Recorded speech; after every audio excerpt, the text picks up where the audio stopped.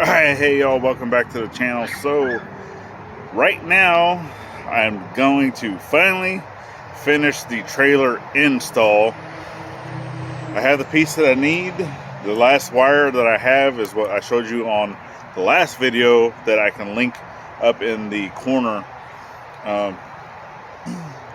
Is basically the hot wire for the emergency brake, and I'll show you that right now. Alright, so if you look at the front of the trailer, you're going to have this little wire that goes and connects to one of your hooks for your safety chains. And then in the event that these break and that trailer needs to stop, it's going to pull on this side of the trailer that actuates an actuator for the brakes. So the brakes are electric.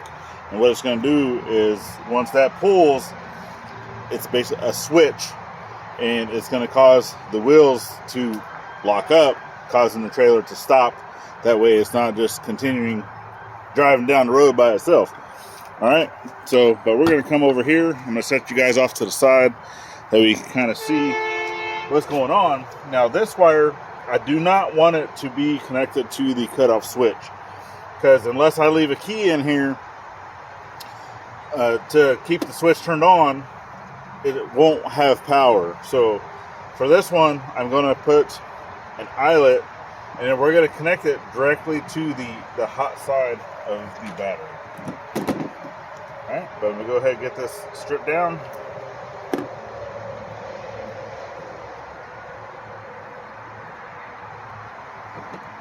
Get it crimped.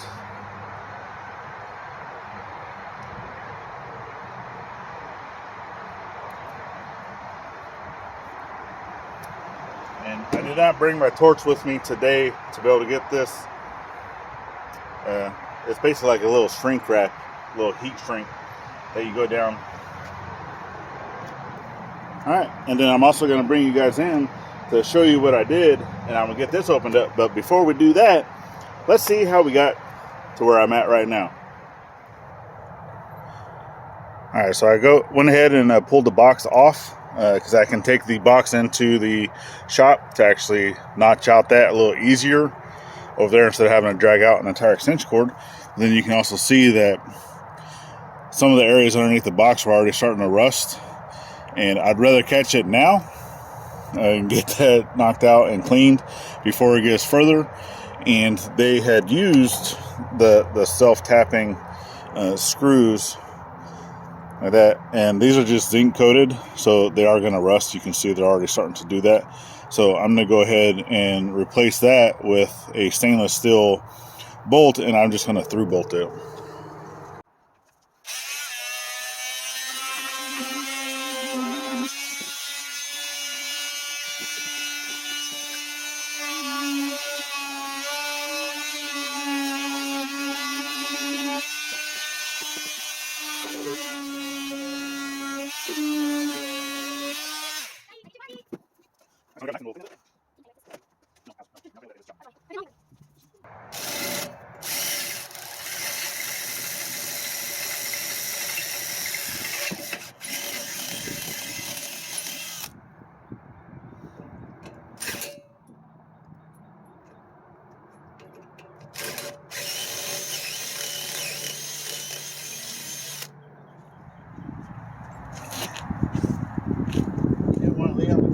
No way, Jose. You can lay on the ground. Which side are we going? Far. The one close to you. Yeah. Oh, this is one of those that doesn't friggin' turn on its own. You know how the one that goes. Oh, the ratcheting one. Yeah.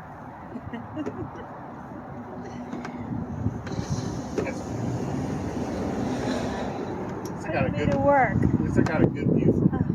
Whatever. Yeah. Alright, first off, I'm going to go ahead and replace that ground. Which I probably should have done that when I had the battery box off the trailer, but I like making life difficult.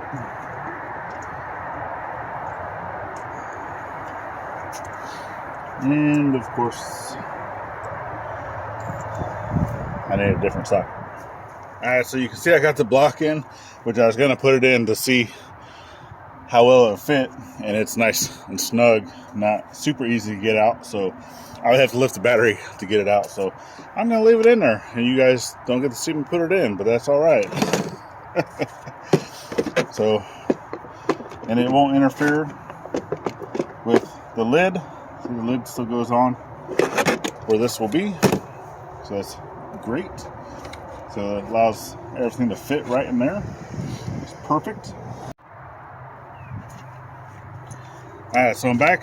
Actually, the current zip ties I have are green. These are my garden zip ties, but that's alright.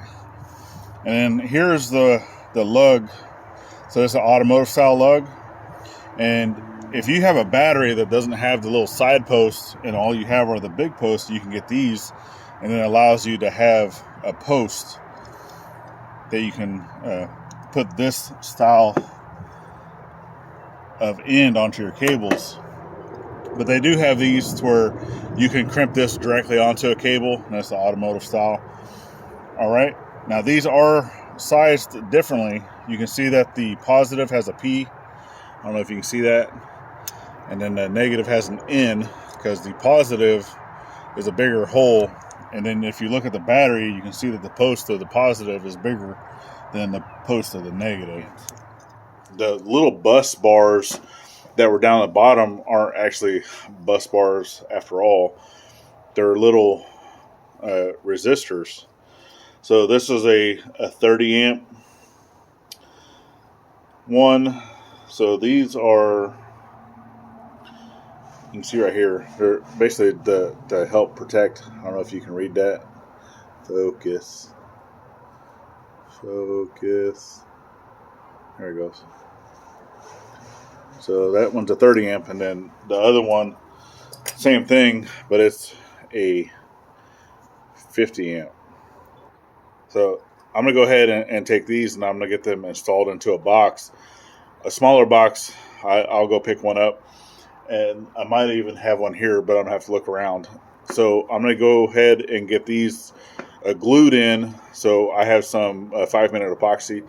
I can go ahead and glue these in to where it's going to be into a little junction box. I'll attach that junction box onto the side of the trailer and then route my wires into there.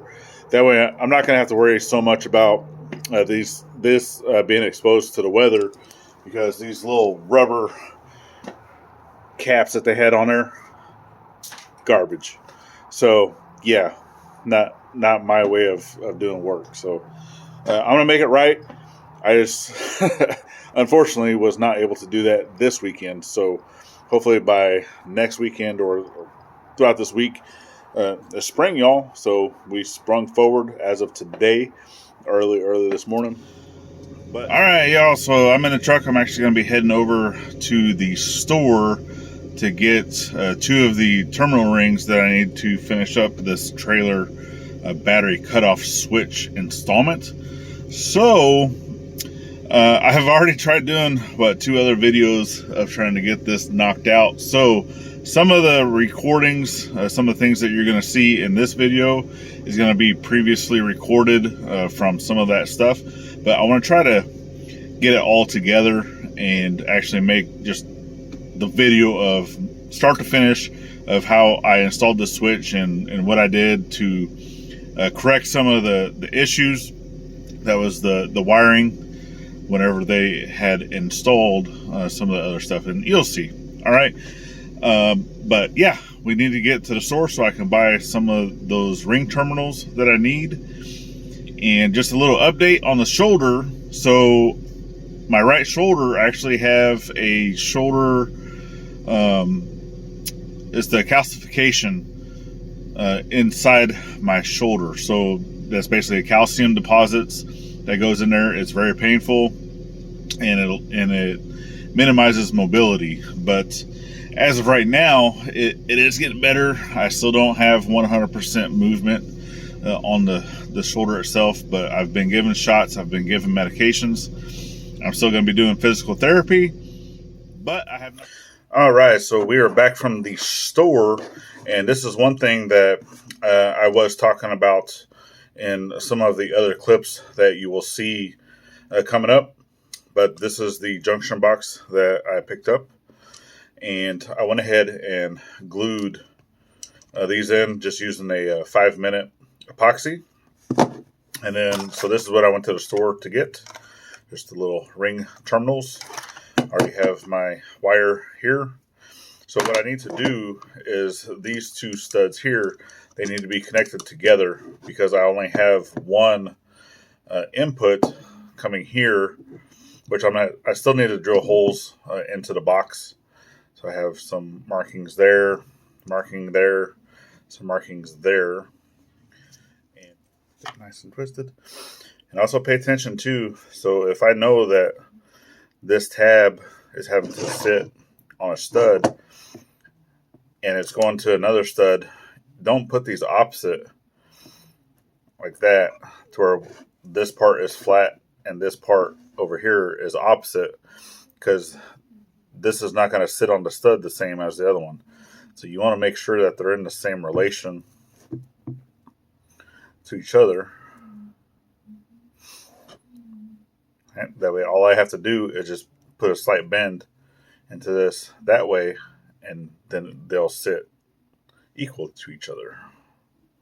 So I'll go ahead and get this one crimped. All right, so there we go thus far. So let's go get some holes drilled into the box, and then I'll see you guys at the trailer. All right, so hopefully you'll be able to hear me.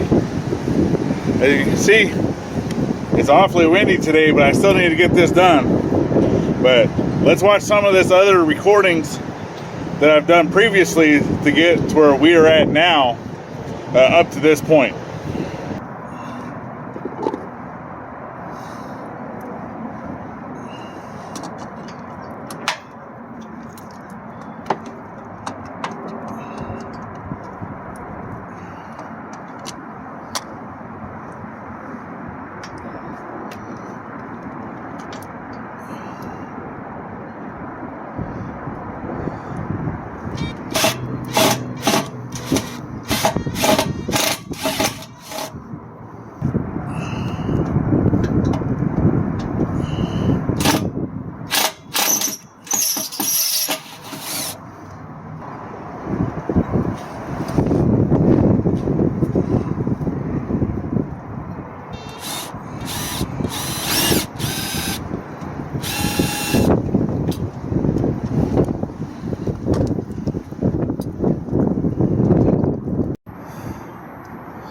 Alright, so I got beard up in a pony. So stop blowing back in my face so I can see what I'm doing.